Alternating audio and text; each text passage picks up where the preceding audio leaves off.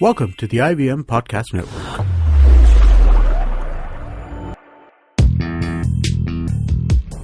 पैसा वैसा विद अनुपम गुप्ता में आपका स्वागत है। ये वो शो है जहां आपको पैसों की दुनिया से जुड़े सवालों का हल मिलेगा। कहां पैसे बचाएं, कहां लगाएं, कहां कमाएं, बस सवाल पूछिए और जवाब पाइए। अनुपम, ये रहा आपके लिए सवाल। हाय अनुपम, मेरा नाम ललिता है। क्या कोई तरीका है जिससे मैं ये जान सकती हूँ कौन सा स्टॉक या म्यूचुअल फंड अच्छा है खरीदने के लिए?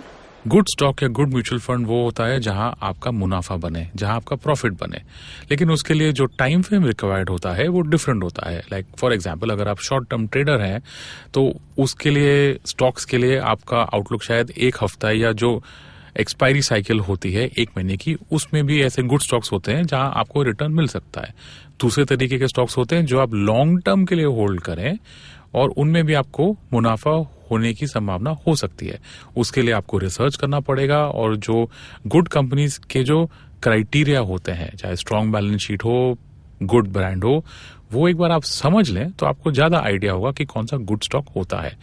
म्यूचुअल फंड्स में मुनाफे के लिए थोड़े डिफरेंट क्राइटेरिया होते हैं। टिपिकली म्यूचुअल फंड को आप लंबे टाइम के लिए अगर आप होल्ड कर सकते हैं तो वहां पे जो आपका मुनाफा होने के जो चांसेस हैं वो बढ़ जाते हैं। वहां आपको ये देखना पड़ेगा कि आपका रिस्क रिटर्न प्रोफाइल क्या है, आप रिस्क लेने को तैयार हैं कि नहीं। अगर हैं तो मे बी मिड कैप या स्मॉल कैप फंड में आप निवेश कर सकते हैं, और अगर आपको ज्यादा रिस्क नहीं लेना है तो आप लार्ज कैप फंड है या ऐसा डेट फंड है अपने हिसाब से चुन के उनका जो होल्डिंग पीरियड होता है, चाहे वो 1 साल हो या आपको जितना रुकना है, वो हिसाब से आप अपना डिसीजन ले सकते हैं।